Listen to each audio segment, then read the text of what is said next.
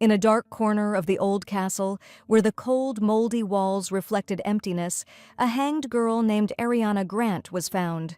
Ariana Bronte was born into a marriage that was not a witness to love or desire, but rather the result of cold calculations, an instrument of political maneuver. She was a flawlessly noble princess of the Eastern Kingdom, but her life was filled with despair. It was all she could afford, a simple affection that was not betrayed, not changed, not destroyed. She dreamed that someone would at least care about her a little, because this world was so cruel to those who could not force themselves to be part of the political mechanism. She was like a shadow in her own home. Her husband was cold and her family did not see her as a person. Every day, Ariana became more and more tired of the loneliness that enveloped her like a thick fog. The man who bowed before her was cold and judgmental, as if he was not interested in her soul or her fate. His cruel words, full of contempt, sounded like a sentence for the girl.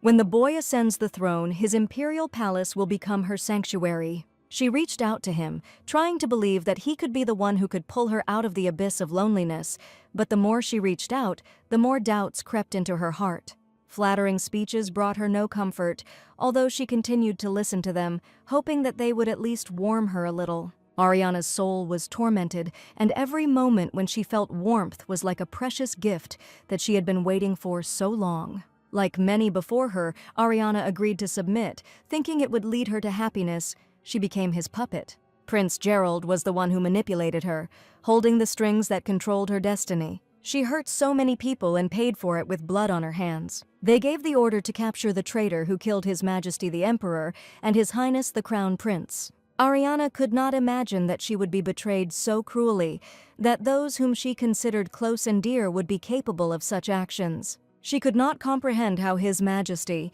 the one who had promised protection and support, could treat her so coldly and cruelly.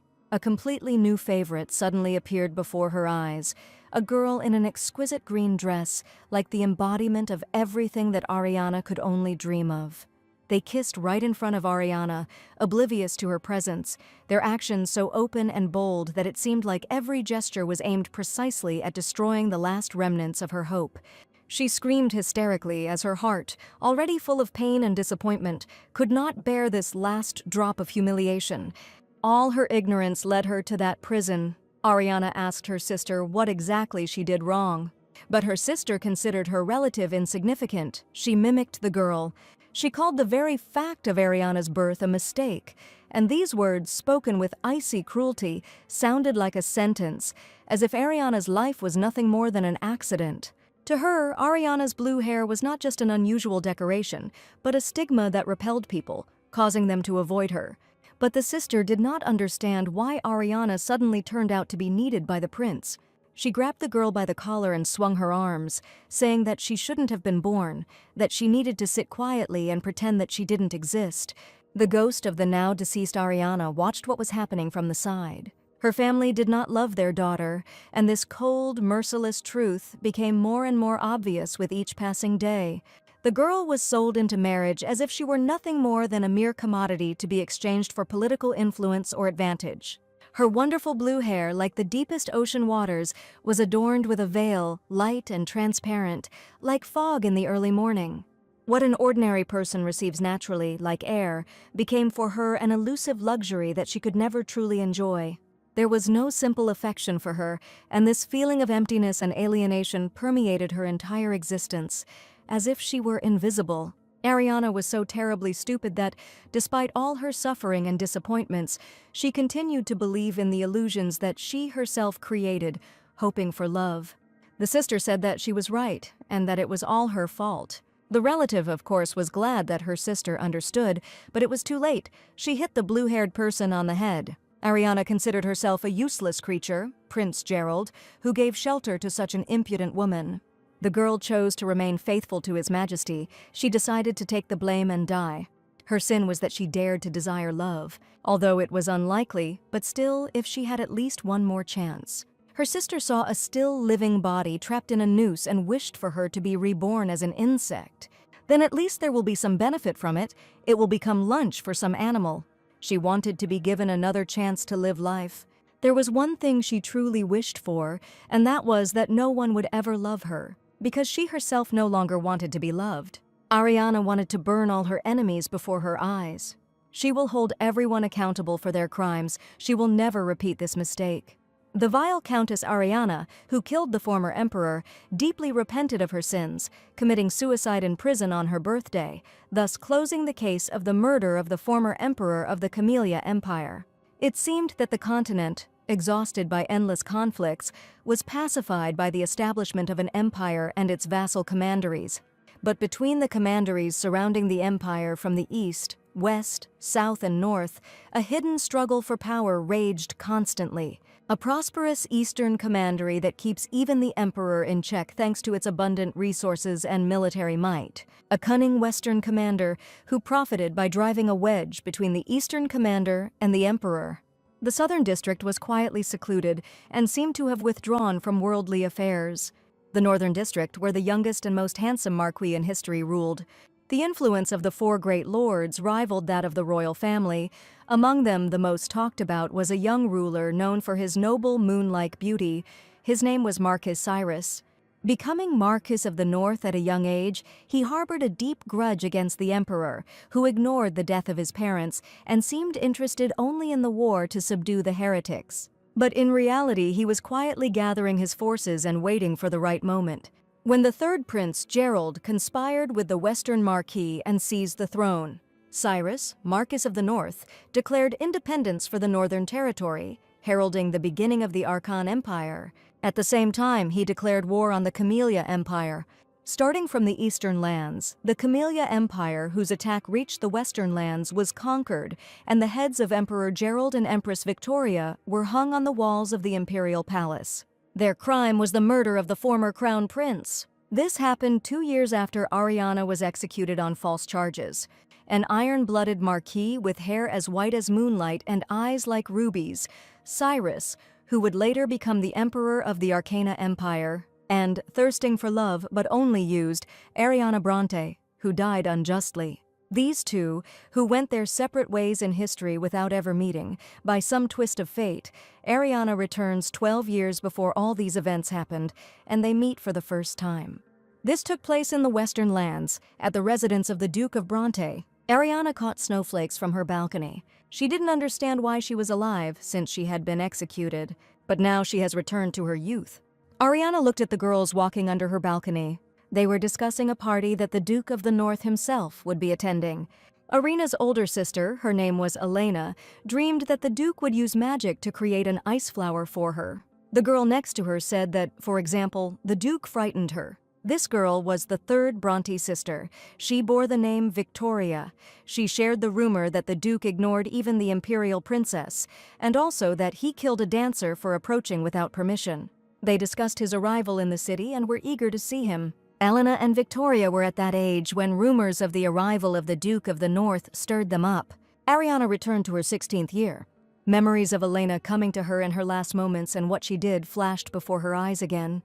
She remembered Victoria, who was the one who took away her title of Empress.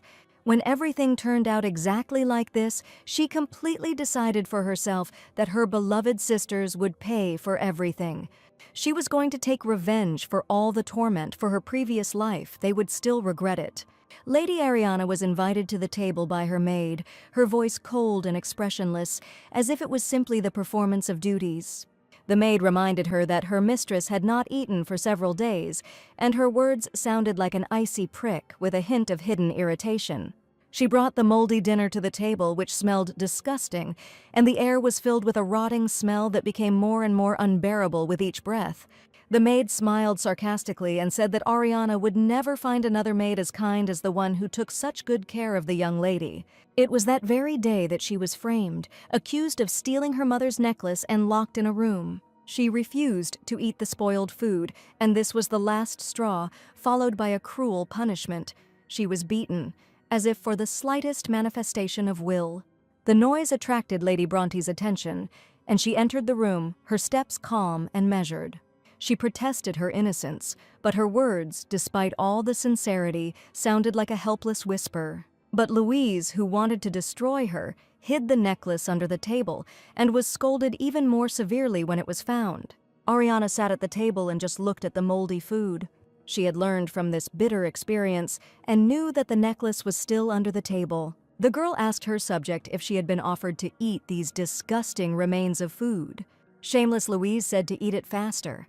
The lady could not stand Lady Ariana, who was brought from the eastern lands. Elena had similar feelings for her sister. It was on her orders that she brought it from the trash can, wanting to see if her sister could eat it.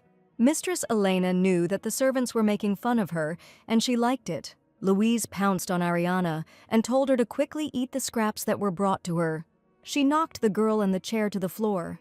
The maid was happy because in front of her was almost a princess. She didn't know when she would have another chance to mock such a person. Ariana stood up and picked up the maid's apron, saying that the fabric looked expensive, more expensive than her entire outfit. Louise didn't want to talk to her. She kicked the girl in the stomach. The maid wanted her to cry and beg her, to crawl before her like an insect. After this, Ariana found the strength to get up again. The maid told her to stop pretending to be someone unknown and to eat what she brought. The girl listened. Her grandmother was passing by her chambers. Suddenly she calmed down, sat down at the table and agreed to eat. Louise was shocked, to say the least, by this turn of events. The maid did not understand what had come over the girl before. She had not looked into his eyes and had humiliated herself in front of a simple maid. For several days now, she had been speaking to her in a condescending manner and had changed her gaze as if she were a different person. Ariana made an incomprehensible sound. The maid was frightened. The girl grabbed her stomach and began to fall. Louise shook her and asked her to pull herself together. She didn't know what to do because she wasn't coming to her senses. If Ariana died, it would be her fault. Realizing this, she hastened to ask someone else for help.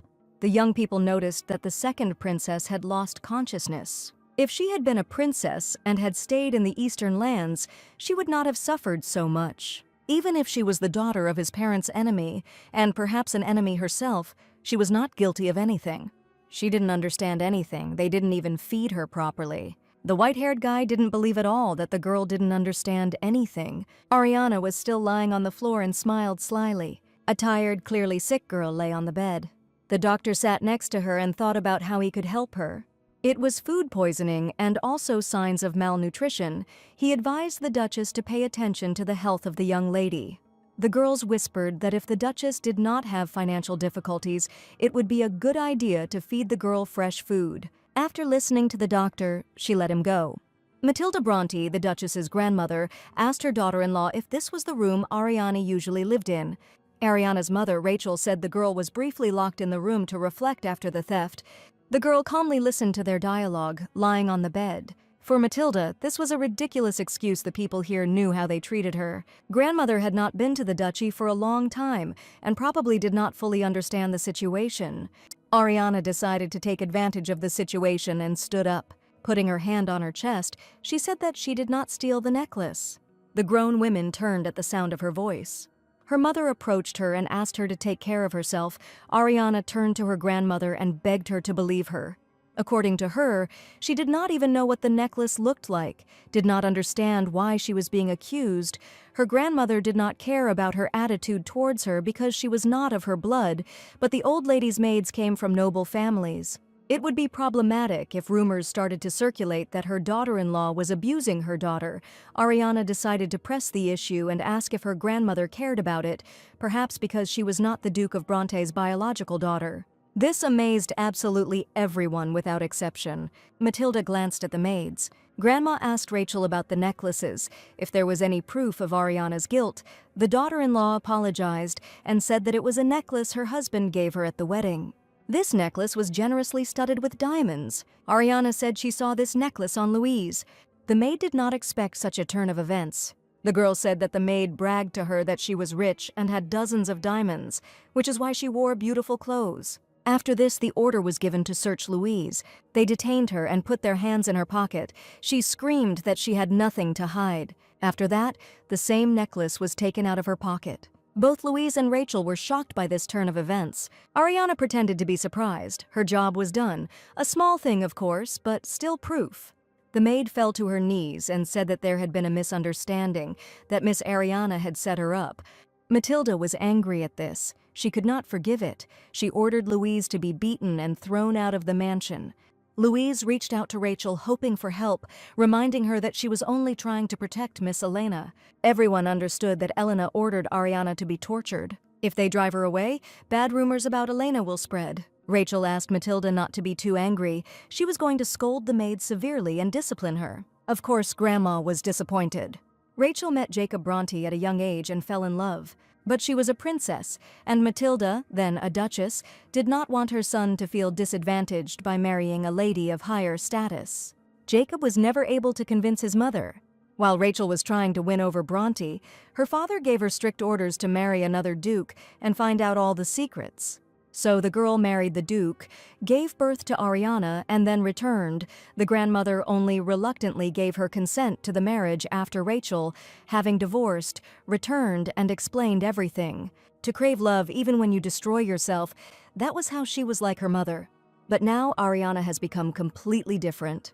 She was no longer going to give up everything for love. The golden-haired guy was convinced that karma exists. He liked that young lady. His interlocutor could not believe that Ariana was only 16. She had a mature expression on her face, a look that was not affected by the maid's rude behavior, and sometimes even an inexplicable aura. Even though it irritated him, he couldn't take his eyes off her. Once the culprit was found, the golden-haired man asked his companion what he would do next. If it got dark while they were still searching, the guy was going to take a look around the mansion. He suspected that what they were looking for was in Rachel Bronte's possession. Ariana knew that when night fell, everyone disappeared from the kitchen. Rachel hated her own daughter terribly because she looked like her unloved ex-husband. She often beat her and didn't feed her properly. Having made her way into the kitchen, she took some food for herself she should have eaten like that in secret before, and she began to wonder why she so stupidly starved herself every time. From now on, she was not going to starve as before, even if secretly, but she would now eat for herself. She opened her mouth and was already bringing the food to him. How someone came into the kitchen and said that the second young lady Bronte was eating strangely. After taking a bite, she turned to face the speaker. Ariana didn't know who it was. It was clearly not a maid. She had never heard that voice. A stranger stood in front of her. She rose from the floor. He snapped his fingers and instantly everything around froze. At that moment, everything fell into place for her. An ice mage who can freeze space with one gesture, eyes as red as blood, skin as white as pearls. There was no doubt that it was the Duke of the North, Cyrus, in front of her, but the question arose as to what he was doing there. Before Ariana ran into Cyrus, she was just entering the kitchen. As expected, the grandmother showed no interest in her, but that's okay. With the power she has now, this is the best the girl could do. A few months later, Rachel will marry her off to the Viscount, and once she turns 16, she will sell her. It was as if the mother was expecting this. It was all for the sake of expanding her influence. She had to get out of this mansion before that happened. She remembered those terrible days and had no desire to ever return to that life. To do this, she needed the power of the Eastern Duke. Her father, whom she never spoke to, was connected to the East. In her past life, she saw the Eastern Archduke only once at an imperial reception. They didn't speak, but she could read his expression. Her father also absolutely hated her because he was Rachel's daughter. But it was okay. Even such a person could be forced to accept her.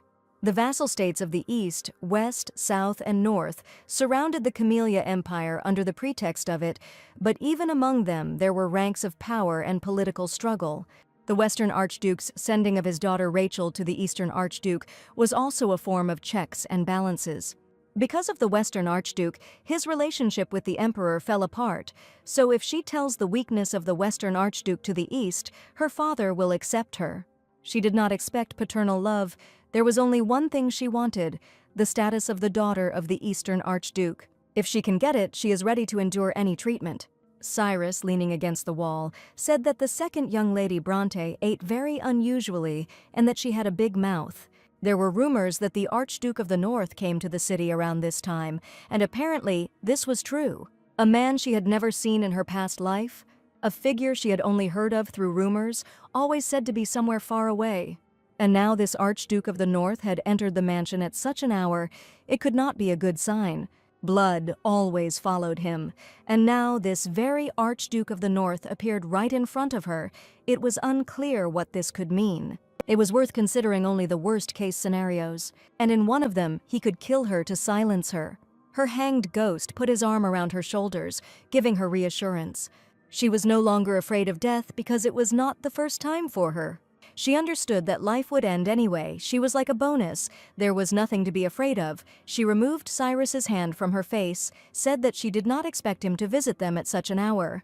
If I had known in advance, I would have gone to greet him. The guy was shocked. Cyrus asked how she knew him. She replied that silver hair and red eyes were only given to his family, and he was currently the only one of its kind. Besides, she had heard that he was as handsome as a painting, and they said that he made a woman's heart beat wildly. The guy noted that her heart was not beating faster. She didn't understand his purpose. She expected him to threaten to kill her if she said she saw him, but now she couldn't understand him at all. Ariana invited me to join her for dinner. The girl asked if he couldn't see how excited she was after finally seeing the Archduke in the flesh, whom she had only heard about in rumors. She meant that he was disturbing his meal and thus asked him to leave, but the interlocutor was unperturbed. Ariana asked to pretend nothing happened. Cyrus asked if he really pretended he didn't see anyone, would she pretend they didn't see his impeccable table manners? She said it was truly brilliant of him. Women would inevitably have one of two reactions when they saw him. They were either afraid of Cyrus or trying to please him, but Ariana didn't show any of these reactions. His eyes were deep, full of a dark, raging darkness, like a blood-red lake of unfathomable depth. At this time, the Northern Archduke was only 20 years old. The girl went back in time, of course, but it's unclear what kind of experience he went through to look like that. Suddenly, he grabbed her hand. The girl did not understand what he had done. Ariana knew that the Archduke killed girls who bothered him. Cyrus asked if his eyes were so mesmerizing that she touched them without realizing it. The girl noticed that he was a little different from what they said about him. She was already about to leave the Archduke, but the young man asked her to wait. The maids entered the kitchen, not understanding why Elena was eating chocolate at such an hour. It was because of Louise that she was upset, even though the reprimand only lasted for a moment. Even the maids noticed that the ladies were being treated with too much condescension. Cyrus held the girl with both hands and covered her mouth with his thumb. It was strange to the maids how well Rachel treated Elena because she was the daughter of the former Duchess. Ariana did not understand what they were talking about. She noticed that the hand of the one holding her was cold. Lady Helena was the daughter of the previous wife, not Rachel. The Duke divorced that countrywoman and married the current lady. It was a touchy subject, so one maid asked another not to bring it up in front of the masters. They couldn't find any chocolate. Ariana was afraid that they would be found. If they saw her like this, it would be a disaster. She was already an eyesore, and now she was caught alone at night with a man. Rachel would delight in mocking her. In her thoughts, she begged them not to find her and Cyrus. The maid finally opened the door behind which the young people were, and she looked straight at them. Cyrus still had his hand over Ariana's mouth. The maid, as if nothing had happened, found the chocolate and hurried away from there. Ariana had a lot of questions and no answers yet. She didn't understand whether the maid was pretending not to see them. That couldn't be the case, because the maids in that estate were just waiting to set her up. The more mistakes she made, the more generously Rachel rewarded them. It was beyond the realm of possibility.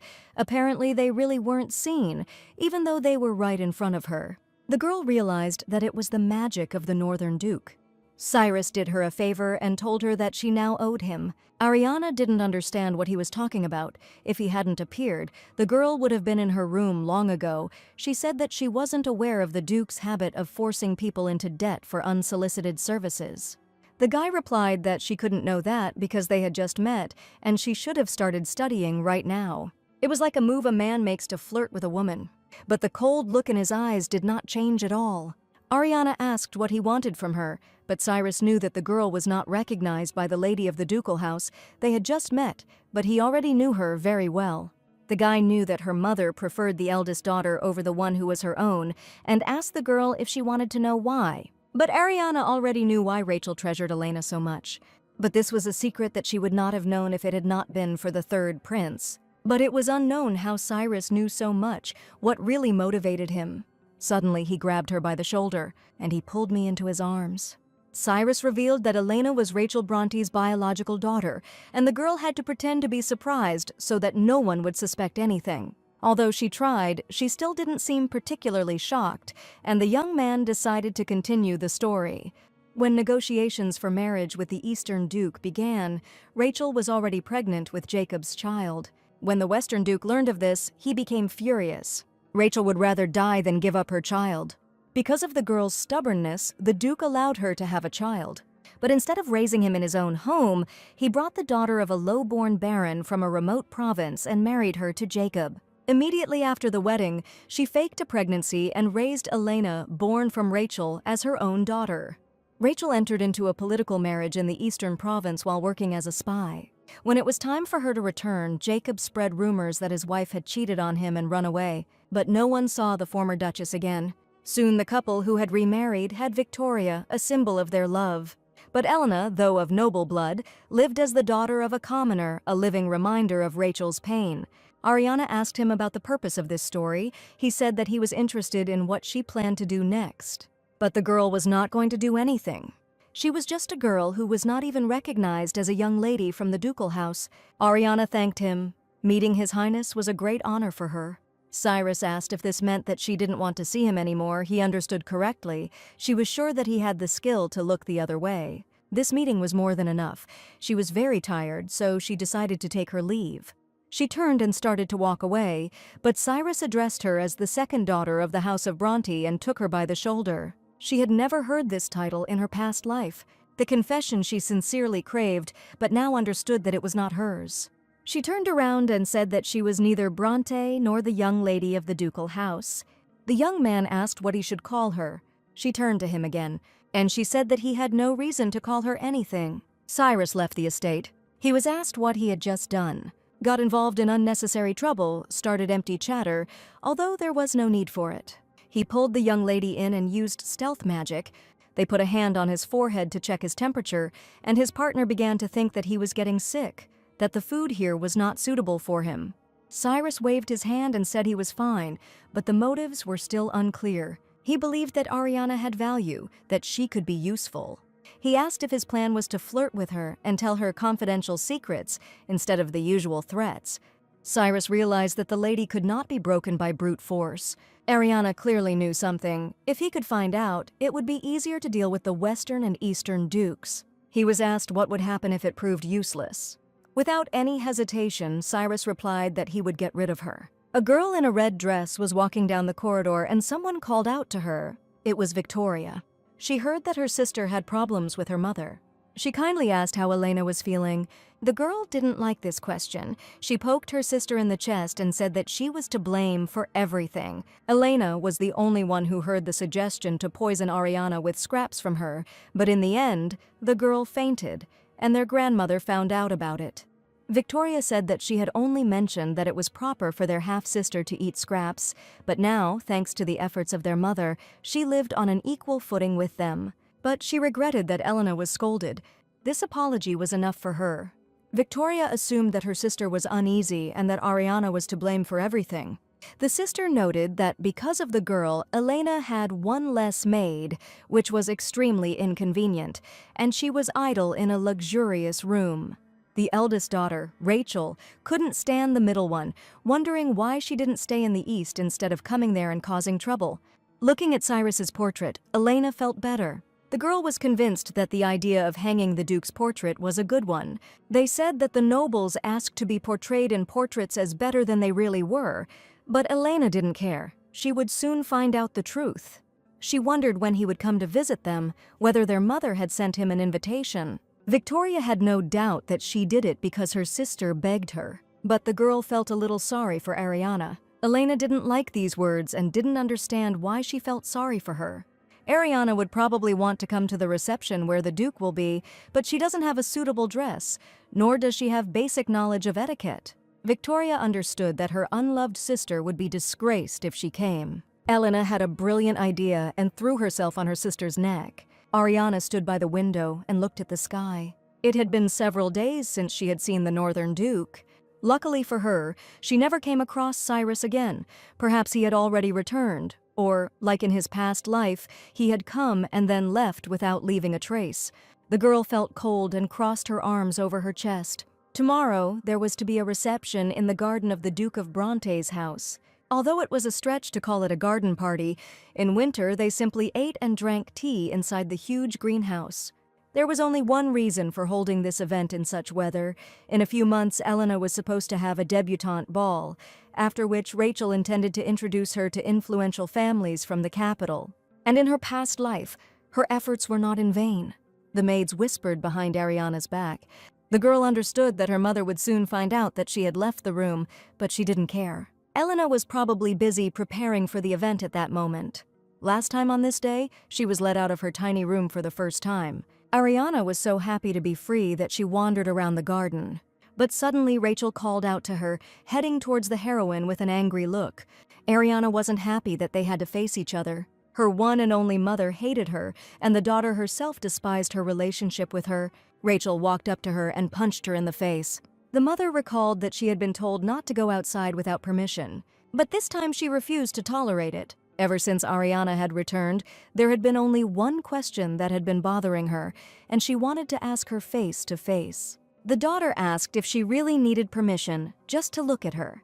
She asked if her father's eyes were the reason Rachel hated her. Was it really enough that she resembled the man she hated to deserve her hatred? Rachel didn't like this question. She began to scold her daughter even more loudly and hit her even more desperately. The mother said that she should be thanked for the very fact of birth, because she did not want to give life to something like this. Rachel was forced to leave Elena to give birth to Ariana, and she was burning with hatred. The woman said that both her daughter and her father, who was the Duke of the West, were disgusting. She imagined what would have happened if she hadn't listened to him then. Her father wrote to her that Ariana needed to be brought in, raised, and married off. That is, to do the same as they did with Rachel herself. The mother felt sick just looking at her. She was about to swing again, but was stopped. Suddenly bad weather hit and it started hailing.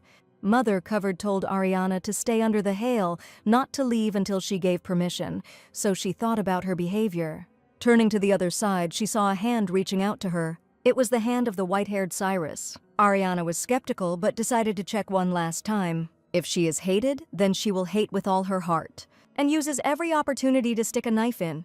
The girl asked the guy who arrived if he had control over the bad weather. To him, it was a trivial spell. He noted that he had again shown the lady a favor. Cyrus asked her why she was provoking her mother. Ariana replied that she was only asking about things that were bothering her. The girl did not know that his lordship was there, otherwise she would have greeted him properly, but the guy did not like greetings. He could break all the ladies' hearts if he slept in a tree and froze to death. He asked if she would be sad about that outcome. The girl said that she would cry every night, but in reality, as Cyrus noted, she would have fun. Ariana noted his insight and said she was going to leave.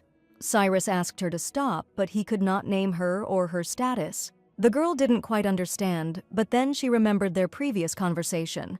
She thought that the all-powerful Duke took everything literally. Cyrus wanted to give her advice, but she persistently refused. The girl asked his lordship to call her Ariana.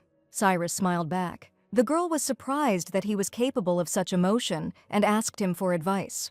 Cyrus advised Ariana to learn to hide that look. Thirsting for murder in such a fragile body will only hasten her end. But Ariana noted that the same thing could be read in his lordship's eyes. But unlike her, he was strong. The girl envied this. If she were also strong, she would not have to hide her feelings. The guy asked what feelings were being discussed. But Ariana doubted that such a busy man would have time to understand this. She hoped that Cyrus would finish his business sooner. He asked if the girl wanted him to finish everything and disappear so as not to bother her. The girl, putting her hand on her chest, answered this in the negative. After a while, he was already walking alone.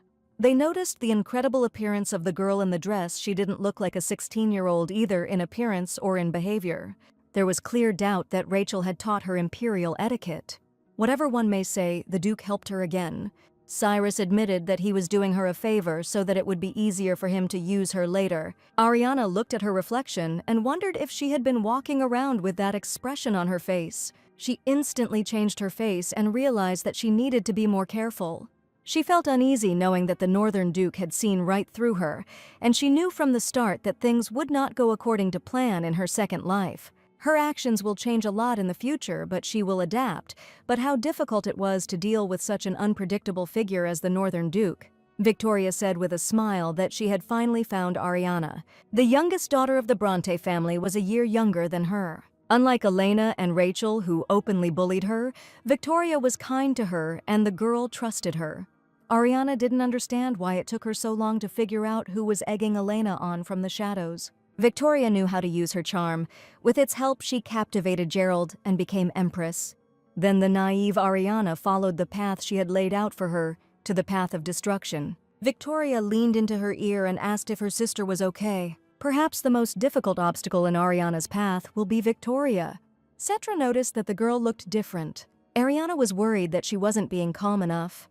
She was still young and needed to act age-appropriately. The girl said that she thought that if she acted more maturely, her mother would love her.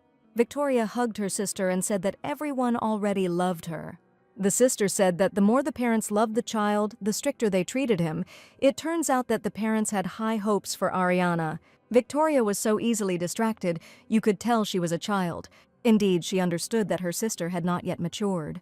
Before Victoria grew up, she planned to rip off that cute mask. She had a chance. She handed Ariana something in a mug and told her to drink it, her gaze cold and somewhat mocking, as if there was more than just concern hidden in this gesture. The girl noticed that the cup was hot.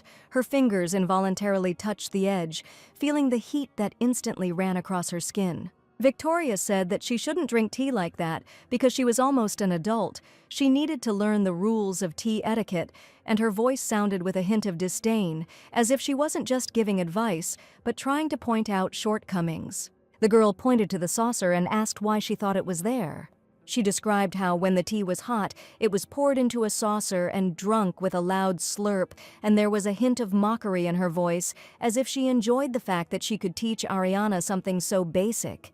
Moreover, the louder the slurping, the more respect for the hosts, she said with a hint of importance in her voice. Ariana thanked her, even though she knew Victoria was trying her best to make her look like an idiot. In her past life, the girl didn't know this, and it all ended very badly, but this time, everything will be different. Ariana wouldn't let her trample on her so easily. She couldn't wait for tomorrow's reception. The girl slept, clutching the blanket. She was breathing very heavily. She dreamed of her past life, how women looked at her and discussed her dress. Everyone called her a complete problem. She, not her parents, was to blame for this dress. She drank tea from a saucer as her sister had taught her, which was a disgrace. Rachel apologized for her behavior, citing her background and the fact that the girl seemed to reject all teachers. Everyone sympathized with the lady, but Ariana tried to prove in her dream that she followed what she was taught. And it was all for love. No one could have thought that the girl was a noble lady. Victoria, who had taught her everything, was now saying that Ariana needed to behave a little more restrained. On any other day, she seemed not to notice. The girl woke up from these nightmarish memories in her sleep. On this piercingly cold day, memories of the past enveloped her. Back then, before her rebirth, Elena and Victoria tricked her into dressing up as a village simpleton, and she could only cry, becoming a laughingstock, a kind of problematic aristocrat. Now she was shocked by her stupidity. If no one supported her, she would act on her own. She was going to tell the person who would come to the reception about her situation. Juliana was the emperor's cousin, the most influential lady in the capital's high society. She was the step that would allow the girl to escape from that mansion. Her actions that day were to change the future. What lay ahead was no longer a death from the past.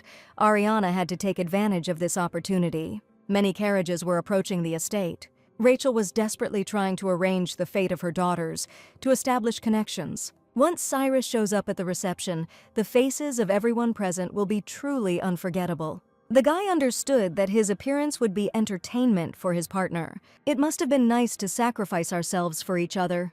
The partner saw how the first daughter's maids carried a whole mountain of things to the second. The guy suggested that Cyrus take a look at it. He could help. But he didn't want to play the role of a nanny. The girl looked at the dress and told the maid that she was free. Cyrus looked at this and understood that the lady could cope without him. Many noble people have already arrived, Juliana among them. Rachel and her daughters approached her to say hello. The girl noted that she had not seen Bronte's second daughter, and her mother said that Ariana was not feeling well. Elena said that her sister would come soon. The mother broke out in a cold sweat and aggressively reminded him that Ariana was feeling unwell. A second later, the door swung open and the second daughter appeared. She didn't look like what her sisters had planned for her. Rachel started to get really angry. She didn't understand what she was doing there, especially in that form. She tried to show feigned concern and asked why her daughter had come if she said she was sick. Ariana apologized for being late and said that no one had told her what time the appointment started. Victoria didn't understand what her sister was wearing and what happened to that ridiculous hairstyle and absurd dress that Elena had prepared. Victoria was going to send her sister back. Elena hoped that being with her miserable sister would make her more attractive. Ariana pointedly called her mistress. Everyone was shocked by this. They were even more outraged that the first daughter was not against such treatment. They put a hand on the girl's shoulder and asked how she was feeling and where she got the dress. Ariana was hungry because she hadn't eaten properly, but she wasn't sick and she wore her only dress. The girl didn't think this dress was fancy enough, but the maids literally forced her to come there. Everyone saw the new bruises on her arms, which meant that there really wasn't a drop of the Duke of Bronte's blood in her, and the reason for such treatment became clear. But Victoria came into play. She asked Ariana if she enjoyed embarrassing her mother by lying. The girl immediately moved away as if she was about to be hit, said that she remembered her situation, and apologized. The family to which she was bound by blood was powerless. Now that the guests have seen her injuries, any attempt to justify herself will only spur gossip in high society.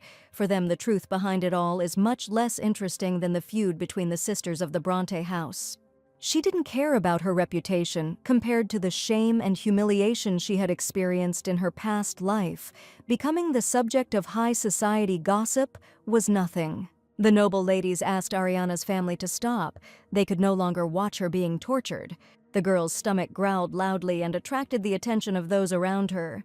She told them that she had not eaten anything for several days. The ladies asked her to come to them and handed her cookies. Elena was very angry, literally beside herself. She didn't understand why high society girls were so polite to her unloved sister. Elena wanted this evening to be her triumph. Victoria looked at this and understood that everything should be different. Their plan was to make Ariana look like a fool and have those around her laugh at her. One of the girls offered her second daughter some warm tea. Victoria remembered the previous evening and what she had taught her. Ariana poured the tea into a saucer and began to sip it. Everyone was shocked by the girl's behavior. Elena asked her sister why she drank so much. Ariana immediately replied that Lady Victoria had taught her, and she rushed to ask when it was. The girl told about yesterday's invitation of the third sister to her room and her detailed story about tea drinking etiquette. She also apologized if she did something wrong. Some began to suspect that it was a fake, but the bruises were real, as was the frightened look. The red fan snapped violently, producing a characteristic loud sound. Juliana had heard that the Duchess of Bronte was so protective of her second daughter that she never showed her to anyone. Now the lady saw how dear her daughter was to Rachel. She tried to justify herself by calling it all a misunderstanding, but the bruises in places that were out of reach were clearly not self-inflicted.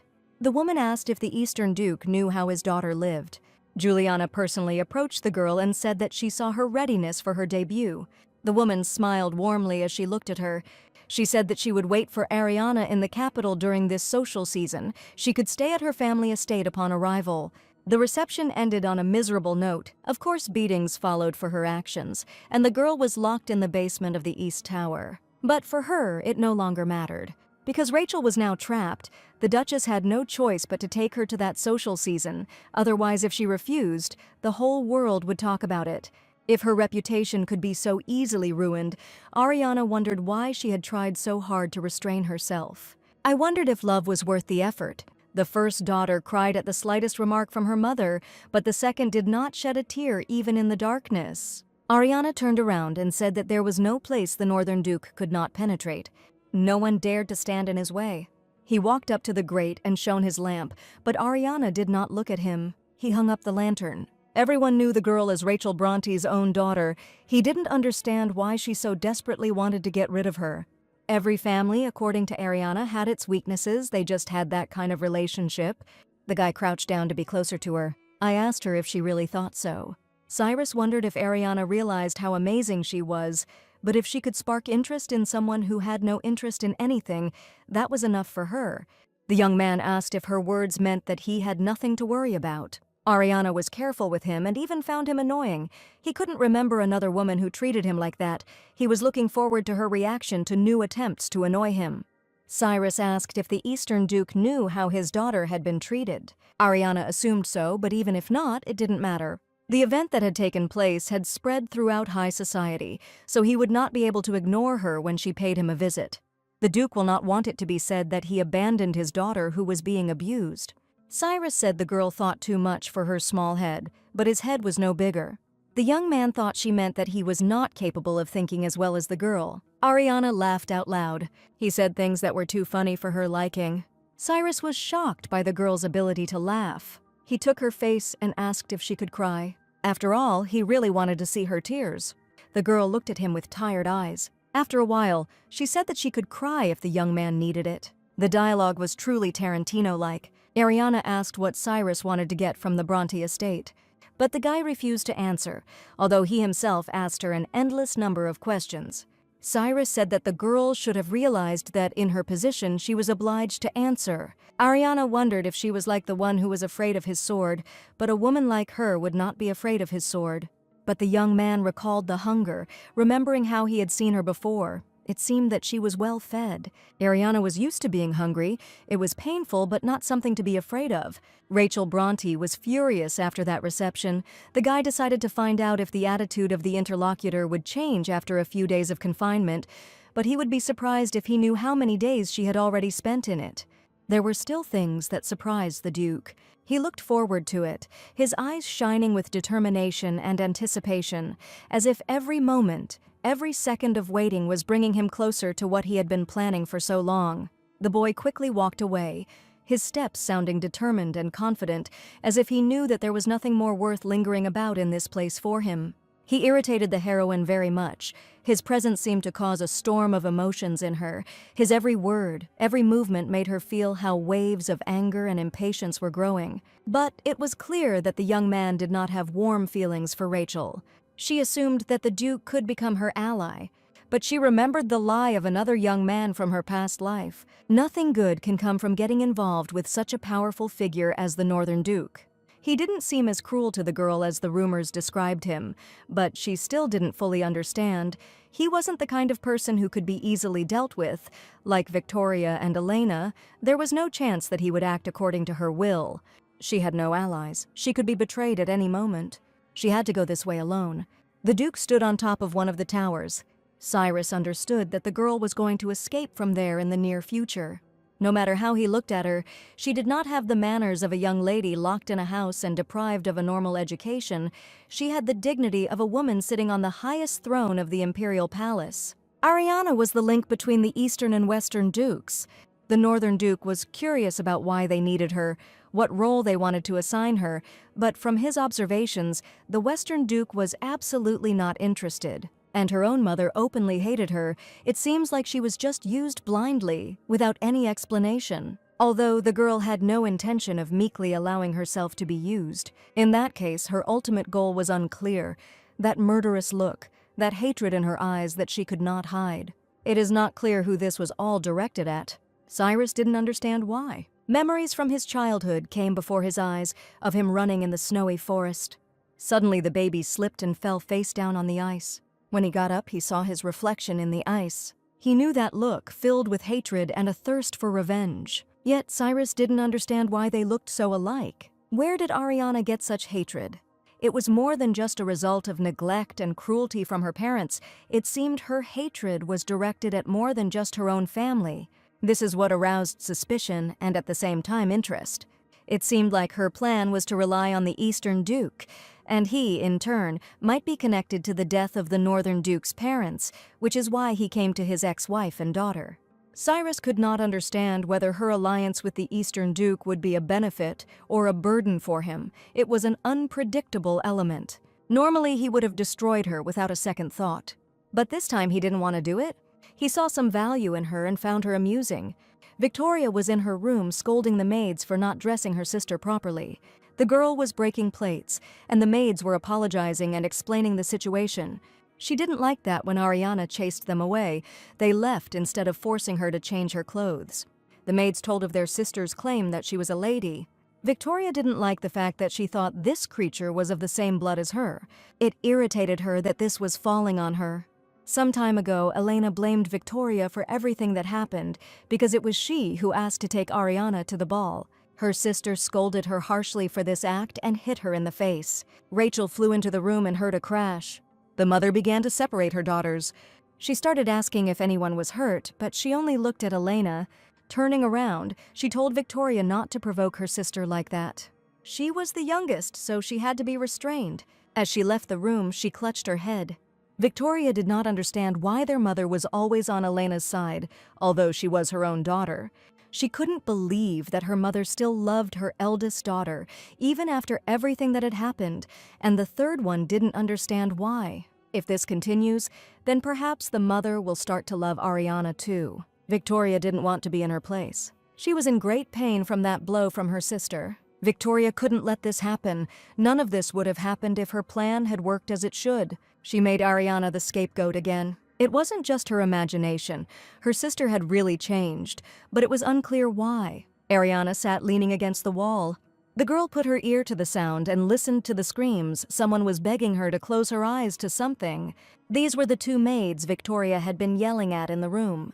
They were both thrown into the next cell on the orders of the third sister. They began to knock on the bars and beg to be let out. Ariana listened to this calmly. In her past life, Victoria was even kind to her servants in order to maintain her image.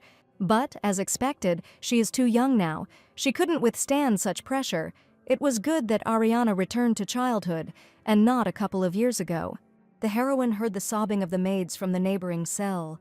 They should have been scared, but at least they were together. They had someone to turn to for comfort. The girl was shaking from the cold, but she got used to it. She needed to sleep for a couple of nights and everything would pass. She used to have dreams on days like these when she felt completely alone.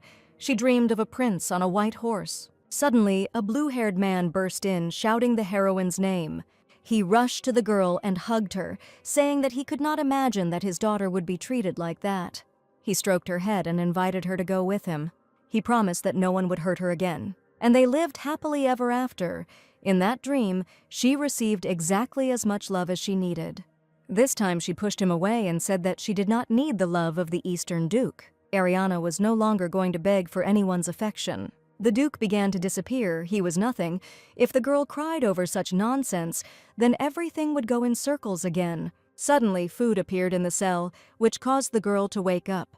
She thought it was a dream at first, but Cyrus said that hunger was bearable, but thirst was not the same. The girl noticed that the Duke always had business to do in their mansion. The guy thought that the girl was hinting at his leaving since he had fulfilled his duties. This time he was carrying the same lantern, which now seemed to be a symbol of his relentless determination and hidden control.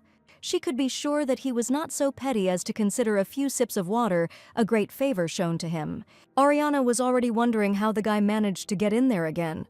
She didn't understand why he continued to be kind to her. A sly smile appeared on his face. He noticed that she called a couple of sips of water good. It became clear to me how hard Ariana's life had been.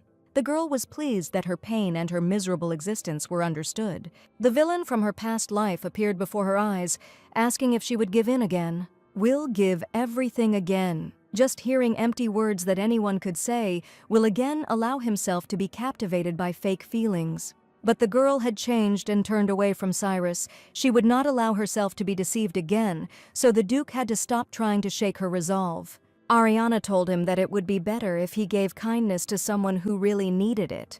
She told him about the lady in that mansion who dreamed of his kindness. He realized that she was talking about his eldest daughter.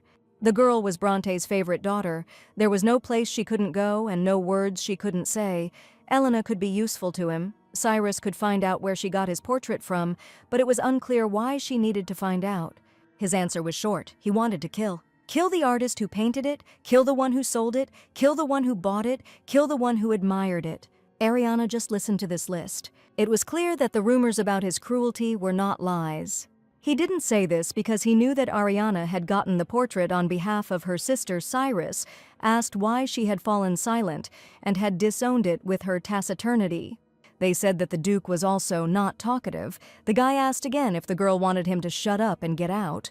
She didn't even know how to respond when such a clever Duke twisted everything. And if he didn't twist anything, he asked whether everything the girl said could then be taken literally, including the fact that the hearts of all the women looking at him beat faster. Ariana answered positively. He poked her in the chest with his finger and asked if her heart was beating faster too, his gaze penetrating, his gesture unexpectedly bold. The lantern fell, its light instantly extinguished, and the darkness in the room became even denser, as if the atmosphere itself reacted to what was happening, emphasizing that strange, ominous silence. The young people looked at each other, their gazes meeting in tense silence, full of unspoken questions and feelings, as if each of them was trying to understand what was hidden behind the other's face. A scream echoed through the vast hall, filling the air, cutting through the silence like a painful reminder that all was not as it should have been.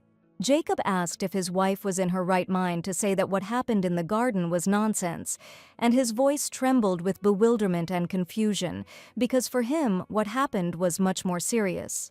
It wasn't something that could just be forgotten. This child was the daughter of a princess and a duke, and there were even nobles from the capital at that party. Jacob didn't understand how he would be able to show his face to the public now. Rachel was very angry. Ariana was a completely different person at that party. If you think about it, she acted strange for a few days. One way or another, she couldn't leave it like that. She had to break her daughter's will again. She didn't want to take her with her during the season under any circumstances. The scandal needed to be buried. Ariana was too young, but her mother decided to simply make up a suitable story. Rachel asked Jacob not to worry, the problem with his daughter should be resolved soon. If Ariana behaved properly, her mother was going to give her to a decent family. But now she wanted her daughter to pay for her insolence, as if she had brought all this upon herself. In Cyrus's opinion, when the girl said that her heart was beating, it would have been nice to show the appropriate expression on her face, but she had not been raised as a noble lady, so she simply did not know how to do it. But her heart was beating because if it hadn't, the guy had interrupted and suggested she would be dead. The girl turned around with a smile, glad that he knew it. Cyrus was a little stunned by her smile, his gaze frozen on her face as if this unexpected spark of tenderness and sincerity had shaken him so much that he couldn't immediately realize that she wasn't just smiling, but giving him a moment. He said that sometimes a man would take a sword and cut off his own ear just to see a woman smile, and his words were full of insolence and black humor. But no one knew if Cyrus would have done so, because his words, full of determination and dark mystery, sounded like a challenge to himself. But the guy could say with confidence that her smile would become her weapon. The girl latched onto the word weapon, and the word spoken with such confident ease stuck in her head as if it had become a symbol of what she had to master in order to survive in this cruel world. If Ariana learns to control and manage her smile, she might be able to conquer the world. The girl compared it to the boy, feeling his words echo in her mind, as if she finally saw him as more than just a cruel and domineering man. He was pleased that the lady was quick to grasp the matter, and a slight admiration flashed in his eyes, as if he suddenly realized that this girl, despite her naivety or despair, possessed intelligence and intuition. But the Duke did not yet have the whole world, and this thought, like an icy veil, covered him, forcing him to think that even all his power, all his strength could not give him what he was truly looking for. He ran his hand over the lower part of the heroine's face, his touch unexpectedly soft, almost gentle, as if he wanted to remember her face, to capture the moment before leaving. Ariana exhaled. The Duke left again without saying a word, and at that moment her body finally relaxed, as if all the tension that had built up over that short but turbulent moment had finally released its power. Or perhaps he became invisible again, like he did in the kitchen. The girl glanced at the food that had been brought. She knew Cyrus wouldn't be kind without a reason. Therefore he wanted something from her. She threw the tray of food and water down because no matter what he wanted, it wouldn't make her feel better. She had no intention of leading him to such a cheap reception. Cyrus stood behind him and watched all this. No matter how accustomed the girl was to confinement, being locked in a room was not the same as being locked in a prison, and to remain so calm without drinking a drop of water was beyond the realm of possibility. This time Cyrus definitely left. He moved into a wooded area. The subjects fell to their knees when they saw their duke. These two were the captain of the Black Knights of the Northern Lands, Lewis, and the deputy captain, Noah. The Lord asked if they all confirmed that the nobles from the capital had left the western lands in a hurry in the morning, and the few who remained showed no desire to meet with the western duke. Considering that the duke himself showed no interest in this party, it seems that it was indeed arranged as a preparation for the debut ball of the first daughter. Sir Isaac said he was bored, spending his days drinking in the pit, but Cyrus said there was no need to report to him about the fool's doings. The young men looked at his back questioningly, their gazes full of bewilderment and slight confusion, as if each of them was trying to understand what was driving this man. The Duke was asked whether he was returning north, and the question hung in the air like an unsolved riddle that seemed impossible to answer with certainty. But Cyrus replied that as long as they stayed there, his voice sounded confident and calm, as if he had long ago decided for himself that there would be no changes at this stage. They asked if it was connected with the second Bronte daughter, and the question hung in the air, full of hidden meaning, as if this moment were a key that could unlock something more.